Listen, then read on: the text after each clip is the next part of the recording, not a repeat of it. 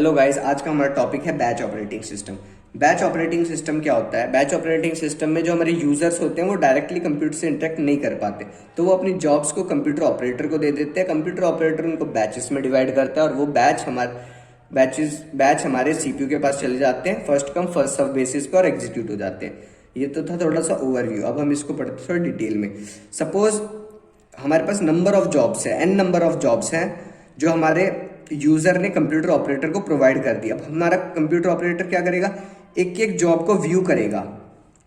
View करने के बाद उनको सॉर्ट करेगा, सिमिलर टाइप ऑफ जॉब्स को सॉर्ट कर देगा, एक बैच में डाल देगा सेम टाइप ऑफ जॉब को, फिर दूसरी सेम टाइप्स ऑफ जॉब्स को एक बैच में डाल देगा। सपोज ये सारी जॉब्स में सी और सी प्लस प्लस के प्रोग्राम्स है, तो पहले बैच में डाल देगा वो सी प्लस प्लस की और दूसरे बैच में डाल देगा सी की। अब सी प्लस प्लस वाली को सी प्लस प्लस का कंपाइलर चाहिए और सी वाली को सी का कंपाइलर चाहिए, तो इसमें हमें कंपाइलर भी पूरी बैच के लिए एक बार लोड करना पड़ेगा। ये इसकी एडवांटेज है।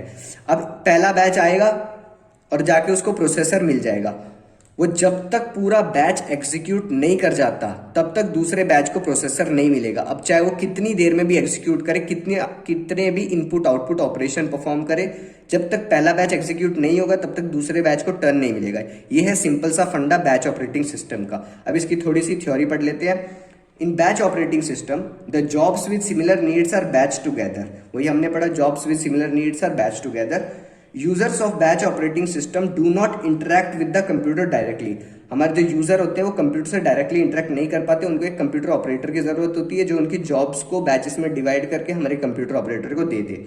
अब तीसरा पॉइंट है हमारा, each user prepares his job on an offline device like punch card and submits to computer operator. अब हमारा यूजर क्या करेगा? एक पंच कार्ड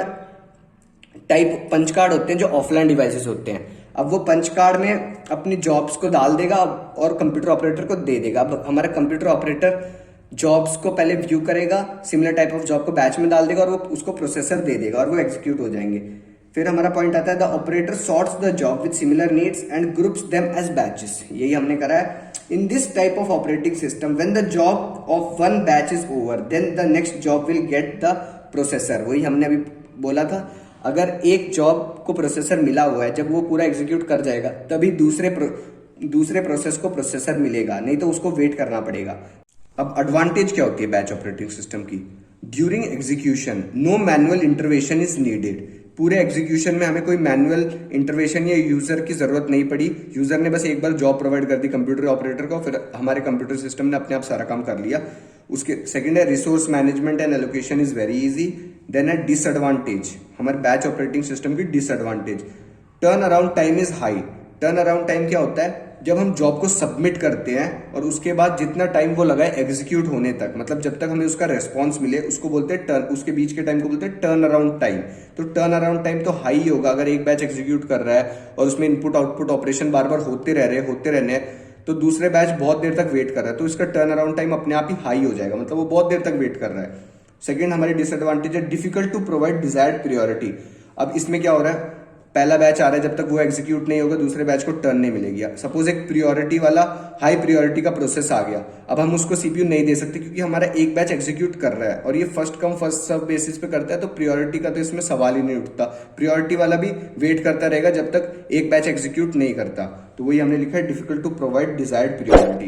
तो ये था हमारा batch operating system. Thank you guys, like करें एंड सब्सक्राइब करें।